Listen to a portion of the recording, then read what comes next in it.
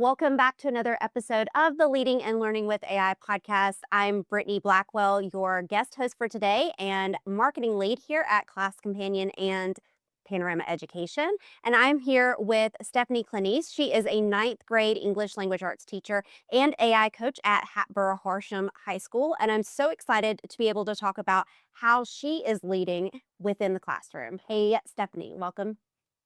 Oh, thank you. I'm so glad to be here. It's so good to see you. So good to see you too. So I would love for us just to kind of kick this off and talk a little bit about how you started using AI in the classroom and how you first started realizing that it was going to change your classroom in a real and immediate way. I mean, AI has absolutely changed my classroom. It's changed the way that I approach teaching, it's changed the way I approach content and delivery in such a variety of ways. I guess about a year or so ago, I really became aware of how much AI was rolling out at such a rapid speed. Mhm. And I considered it as a high school teacher. I've been teaching for 11 plus years at this point. And I remember starting teaching when kids had flip phones and this like rapid progression of technology and advancements and the immediate availability of all of it to children and young people, but especially the high school age. And they're very much expected to be aware of how these things work. So I remember in student teaching, like with the flip phones and being like, I don't, please put that away, Right. and then this evolution of the smartphone and then social media being in their pockets and all of this stuff where teachers really didn't have a lot of opportunity in the education field to bring kids into the conversation and have the conversation right away. And Mhm. as AI started rolling out and I watched, those first iterations with ChatGPT and all the other platforms, I was like, whoa, whoa, whoa, whoa. The kids have access to this. The kids have all of this information. I am not going to be the second group to find out. As the kids are having it, I said, this is not something I want to miss the way that we couldn't have prepared with cell phones and smartphones and social media and all those different platforms where they're constantly engaging with it. And then on the teacher side, it has nothing to do with school. So Right. how do we monitor that? And I always think about that when I think about the role of AI in my classroom was I saw it coming. I saw these companies start showing up across, all my platforms, like going online and seeing them and going to different conferences. And I was like, you know what? I'm getting ahead of it this time. I am not going to let like fear of it or a lack of knowledge of it drive my decision making around AI in my classroom. So when I saw it coming and I saw how quickly it was coming, I thought, you know what? I'm getting behind it. I'm getting ahead of it. Whatever the phrase is for this, I put myself in that space because I was not going to be caught, you know, unprepared again or as unprepared again. Yeah. So before using AI with students, what were you most unsure or concerned about? I mean, I think that I shared a lot of the same concerns that most teachers, especially, any of our writing focused teachers, we're sitting here like, is this just, are kids just going to go online and get all of their information, just copy it from this generative AI models? Mhm. And I mean, you and I have agreed on this one in the past. Like, I know that we've talked about it, but there's no more additional cheating than there was before. And Right. it's a model that kids aren't familiar with. They were like, I just put this in and it generates something that looks good. So my thought was, okay, I want to see what it generates. I want to see what it's creating. And so I started asking it questions about like my own things of like, okay, like my son had to go dairy free for a very specific allergy, not vegan. So I'm like looking up ways, can I change this recipe or can I do this? Can you help me come up with things like meals based on the things I had in my fridge? And I was like, wow, this thing is like really moving quick. And so I saw that and I said, okay, well, they're having it write essays. I'm having it help me figure out how to feed my family. So what else can it do? And I started in that ChatGPT realm of like, give me ideas for my classroom, give me ideas for independent reading novels. And I like slowly got a little bit more specific with it. And then I said, all right, what are the educational platforms then that I could consider having this student facing? Mhm. Because they're not, it's never going to be like, just let the kids go on ChatGPT. It can't be monitored. There's no conversation between myself and the students, between any teacher and their students in a model that's not education based. So I liked that idea. And kids have been very open with me about what they use ChatGPT for, like when it comes to school. And I say very open, Right. knowing that I teach high school, but they've been open about it. And I said, okay, well, let's start looking at platforms where I can monitor what's going on because AI is inherently biased and incorrect at times because it comes from the internet, which Right. was built by humans who are biased and frequently incorrect. Exactly. So I saw it first as, all right, let's see what happens when you interact with it in a monitored setting so that we can start talking about the literacy and the critical thinking that's going to come with it. And that's when I stumbled across my little journey, Class Companion, which is how we connected in the first place. And I just remember being like, okay, so I'm not going to be sending them out like try and find AI to do this. I can set the parameters. I can monitor everything that's going in and coming out of it. And I got so excited to realize that this was a platform that wasn't just for them. It wasn't just a social platform the way so many of the prior tech tools had been. And I was not wasting that opportunity. So we put it out there. And the first thing I said to students was, and this was over a year ago, I said, tell me if you think the feedback is good and when you think the feedback is not good. Mm, Point out the flaws. And as that started to happen, I felt that there was a real opportunity for ownership of AI and what it's creating and what it's generating and where its limitations are for our students. yeah. So So it starts here, and then I started to float it out when I started seeing how it could be wrong. yeah, so what I'm hearing you say is kind of like you brought it out with some guardrails, right? Like there were some guardrails that you could set and you wanted to be able to have those conversations to build that AI literacy with your students. Yeah, so I hadn't even thought about that language of AI literacy a year ago. It Right. was just, what is AI? And teach the kids how to think critically about what's being generated in front of them and what these different online platforms are presenting them with and suggesting to them. And as the language came out of AI literacy, I was like, obviously that's what it is. Right. I'm an English teacher. We never taught kids how to read. We didn't teach kids how to do math theoretically. We Mhm. gave them books, we gave them numbers, we gave them math problems and said, let's solve these together and see where the disconnect might be and how can we overcome it.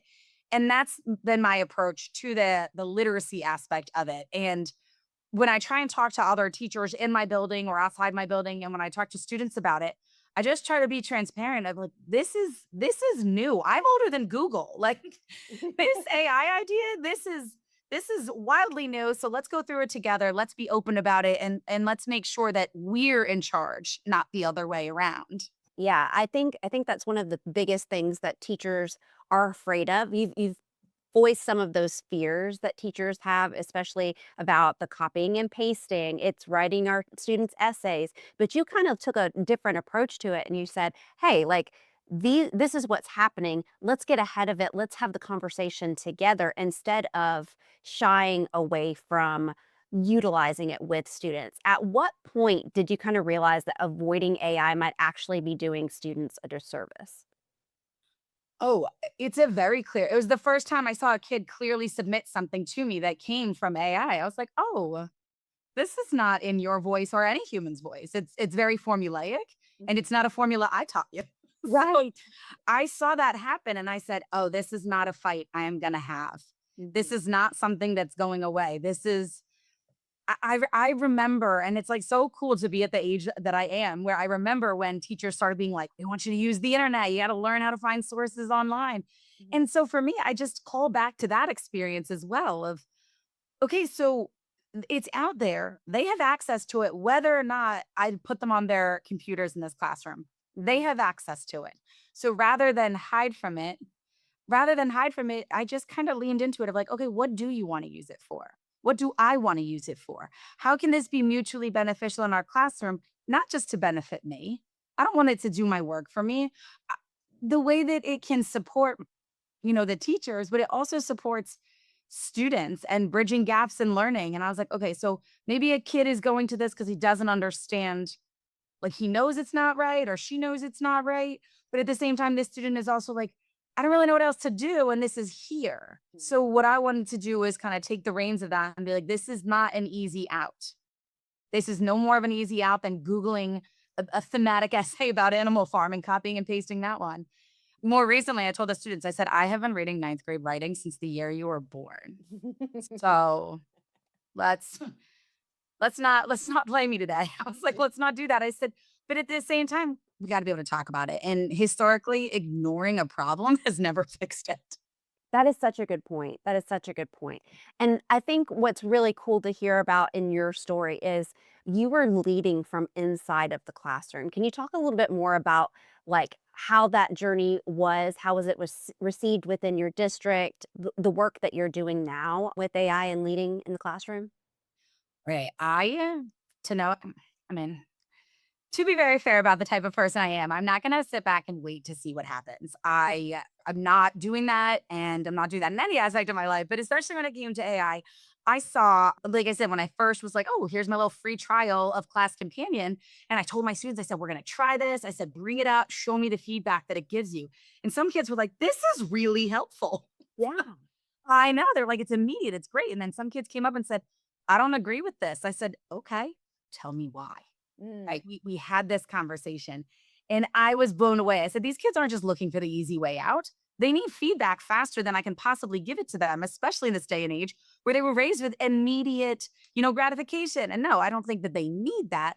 However, they do want feedback. And so I was like, "Oh my gosh, you guys are getting feedback and now you're questioning it because I asked you too nicely." I was like, "This is amazing. I'm so proud of you guys." So then I went into a department meeting, 'cause I'm an English teacher, and I said, "Guess what I found? This is the coolest thing ever." And some other teachers like, "Oh, we've heard of this one, we've heard of that one." And so then I was like, wait. What do you mean you've heard of all these different ones? I just got back from PNC at a local conference, and I'd heard about a bunch, but I hadn't spent a lot of time. So then I said to myself and anybody who was in the vicinity, I said, "Okay, well, this is my new hyperfixation, and I'm going to learn everything there is to learn about it." And it was amazing. It's been so much fun. I just like reach out to companies. I ask the questions. I talk to people about it. I go online and I learn about it there. I go to conferences, learn about it there. And then fast forward a couple months, I was showing other teachers and giving teachers like, "Hey, here's a tool I'm using. Here's a different platform I'm using. Why don't you take a look at this one? What is the gap you're looking to fill? What is the needs you need filled in your classroom?" Just with like my hallway homies, right? Like just Yeah. with my friends in the hallway. And we're talking about it, and they're like, "Oh, I guess I could try that. Oh, are you doing, this platform or that one?" And I said, "I'm doing it on Friday. Come in and see." My Mhm. door's always open, like no matter what I'm doing, whether or not they like it, you guys can all come in and see what's up. And so it started there, and the school district was trying to write AI policy. And I was like, "Well, I'm not on this committee right now, but now I want to know so much more about it." I Mhm. learned more about it. I decided to join the committee towards the end of the school year. And then I had wanted to implement a bunch of different platforms. And so I realized that going to department meetings isn't the place to go. So I actually had been observed a couple times just on like central admin being in the building. And so I followed up with an email like, "Hi, it was so great that you were in my classroom when I was using, this platform. Would you like to come back and talk more about it when you have time?" And they did. I had my director of curriculum and instruction in my classroom and the director of student services. They're like, "Yeah, so what's up?" I was like, "Okay, let's do this." And I told them what I found. I told them what I discovered, where it is with the student, how the students were feeling about it, how the students were using it, whether or not we let them. So if we could get ahead of it, which the school district was already looking to do, but I just had more ideas of ways to use it and use it in a way that wasn't going like where kids, some kids who were never going to cheat started feeling a little demoralized. They were like, "These other kids are, and I'm not, and I don't like it." So we had conversations about how we can support those students, how we can lock down browsers during all these things where they can still access the different tools. So that summer, I they opened up this position for AI coaches, and there were a few at the high school, two at the middle school, and one at every elementary. And I was like, "This is so perfect, guys. I'm so glad you created this job." As I've been jumping So into this immediate. space. Yeah. Yeah, I was like, "Oh my gosh, you guys read my mind."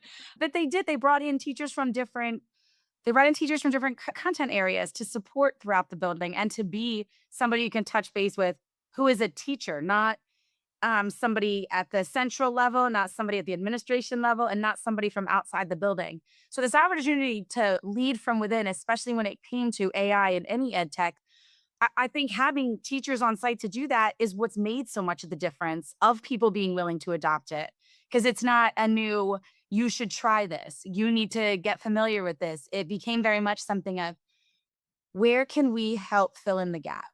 Mm. And I think that when we look at AI and we look at any ed tech platform, we need to ask ourselves the same question, like, how is this filling a need that isn't already being serviced? What is the need that it can fill? And like, how will that work? Yeah. And once we all started using that language and looking at it, it really started to change things. And I also love being able to talk to people about talk to teachers, and I get to share this like, Guys, look how cool this is energy with people." And I mean, they hear me coming. Like but it's a lot of fun. And to be able to connect with my colleagues on that level has been so cool too. Of like, listen, I don't it's not that I know more, it's that I've spent more time in it. So come watch me use it, not me tell you how to use it. Come see what I've done so that maybe Mhm. you can do it and bridge like a new gap, reach a new student, get to a learner who is otherwise not whose needs might like they might be struggling. Stuttering a lot right there. Just anytime where we see a need, it makes it just a little bit it closes the gap a little bit more in terms of our ability to reach that student quicker when it comes to the content. And I think that that's part of what teachers are most on board for. Not that it makes our lives easier, not that it does work for us, because I work with a guy too who said it's not that I spend less time doing this work, it's that my product, the end product is better. Right. I think And I think that's such a good distinction to make too, because a lot of people when they first heard of AI was, "Oh, this is going to save you so much time." And what I've found as I've talked with district administrators and other teachers is that it's not necessarily the time saved, it's the repurposing of the time for those more impactful things with students. And I just love how you've been talking about how it's providing better outcomes for students, like, there's the students that you may not have seen specific gaps, and now you're able to see that. Can you talk a little bit more about, like, the student outcomes and the outcomes that you've seen while using AI in the classroom? Absolutely. So when I think about student outcomes as it relates to AI, and like I said, any tool, I look at AI as simply a tool. It's helping students, it's helping any type of learner get from point A to point B. Mhm. Some of us are taking shorter steps. Some of us need a little bit more support than others. And this is a way when I'm sitting in a room with 21 people with 21 different needs, that some of them that are a little bit more basic, a little bit more streamlined, they can be met before I get to them, before I have a chance to get to them. One of the last assignments I did, I just want to like kind of tell a story about it. One of the last assignments I did, I gave my students, I said, when you're done, it was a mashup of what's online and what's not online. So they had like their little manila folders with all their printed out articles that they had to go online and find. They had notes that they took. Like they had all these different pieces. They could brainstorm with AI. I could track it all because everything was in there. And so by the time they had produced this like rough draft outline through a graphic organizer, and I would have never had time to meet with the amount of students that I did as quickly as I did and touch base. They came up with their folders, dropped it down in front of me and said, "Art, here's what I'm talking about. Here's my thesis. Here's my first attempt." I said, "Great job." And then I would like free them to be like, "Okay, you're approved to get back on the computer and start typing." I put them in to the class companion platform, as it were, and I gave them the max amount of attempts. I said, "I saw your research. I saw everything you did. We're past that. I don't have to police what you're writing." Yes. Because now I said, put that first draft in. Look at the feedback it gives you. Do you like it or no? What do you like? What don't you? Keep going. I said, you're getting, I think it's like 8 attempts they were given. And kids were using 5 and 6 attempts, being like, oh, I can fix that. I can fix that. Whereas before it was stopping at every person and a kid saying, can you read this? Is this any good? I don't know. And I'd be like, what do you want me to look at? And they said, I don't know, is it good? And I said, you got to have something specific. But that's a skill, right? To identify where you're lacking. So now, if they're in their third and fourth round of general feedback that's coming from a platform, they can come to me and say, no matter what I do, my topic sentence isn't getting better. Now, I'm not quick reading it saying, this is okay. Let's see if we can make it better. There's specific actionable things that are available before they come to me. So Mhm. that when we are meeting, we're not talking about what idea should I do? What should I do? And we're they've already launched and now I can guide. Now, instead of looking at like grammar or certain writing skills that I think that they should have long since mastered, but might be struggling with, they got that reminder for the topic sentence twice before they came to me. They tried, they were forcing themselves to try a few times. And they also knew I could track whether or not they tried to make it better. Right. And that's where I saw the change. Now I'm having a conversation with a kid and I see the struggle. It's not that this child is a bad writer or Mhm. doesn't know how to organize their thoughts. It's that they're organizing their thoughts. And now I'm seeing the growth very quickly right next to each other of, okay, you started here, you did grow, and this is where it seems that you've stopped on your own. And that's where I get to step in. Now I get to spend more time focused on something with a kid where instead of being in a rush all the time, Mm. that's been the biggest student outcomes that I've seen is that not only am I as a teacher creating a better product, if you will, like creating better worksheets, better tests, my time in the classroom isn't spent with this same handful of kids anymore. I'm able to talk to everybody. And that's where I saw these projects and I was like, you guys did an amazing thing and you should be so proud of yourselves. And that's where I see the better outcome is this pride that they took and how much they did on their own as well. So Yeah. And I'm there's a lot. listening to your kind of like your arc here too. It's sounding a lot like some of the way you see your role as a teacher has shifted. Can you talk a little bit more about that? Whew. Listen, you want to go down that path? Yeah, I do feel that my role as a teacher has shifted. I think that for so many years, we were so focused on the product or the outcome of learning, Mhm. right? We're looking at tests. We're looking at can they produce the paper? Well, kids have access to all the information in the world at their fingertips. They all have these phones, and if they don't have a phone, they have access to the computer. It's a necessity in this world. I am no longer the keeper of the keys. I don't hide all the information in my teacher copy. They've got it all. Mhm. So what I need to engage my students with is process, not product.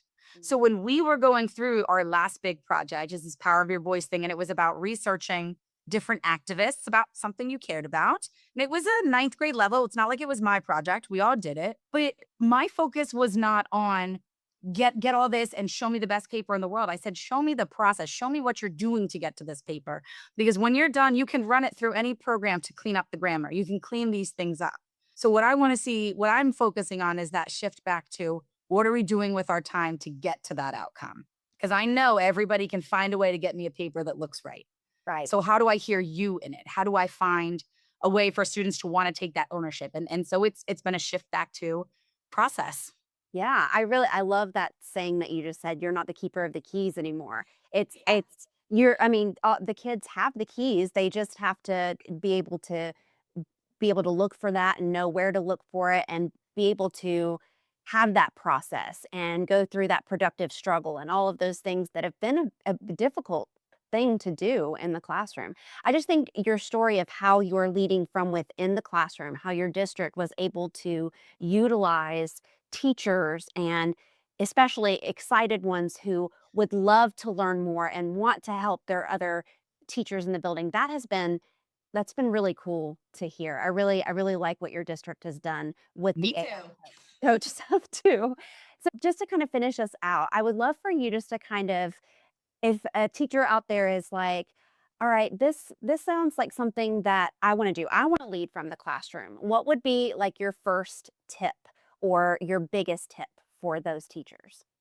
For the opportunity to lead from within, I mean, first off, we love to lead from within, right? We Mhm. are the ones, we're out here, we're doing it, we're seeing what it looks like in the classrooms. My best suggestion, my best tip is to look around your classroom. Is AI being utilized? Who's utilizing it and what for? Right. And then where's the gap that you would like to see something filled? Yeah. Right. I've worked with the world language departments, the social studies department.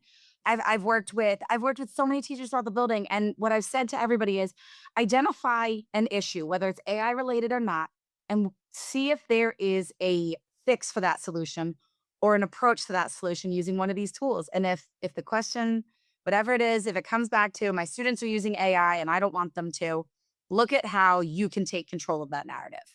Look at what's available to you in your classroom, available to you in your district, and bring it up to the people in charge and let them know where that gap is. Yeah, and I wasn't gonna keep going with this, but I do have one additional question for those leaders, those district leaders, those school leaders who are looking to start utilizing their teachers as leaders in the classroom. What is the advice you would give those leaders? Oh, to give the administration, listen to the ones who are speaking up. Listen to the teachers who are coming in and showing that they're doing this growth and this development and that they want to see things be changed and that they want to take ownership of these changes rather than just letting them happen. Those teachers will make themselves known or listen for them. Yes, I love that. I love that so much. Thank you so much, Stephanie, for being a part of this and for just sharing your teacher to leader journey that you've done. You're doing amazing work with your students, with your district, and we just thank you so much for being a part of this. Aw, thanks, Brittany. It's always so fun to be able to catch up and talk with you about this. Yes. Thanks again for listening to the Leading and Learning with AI podcast. If you're watching on YouTube, make sure to hit that subscribe button and tune in next time for another episode. Bye.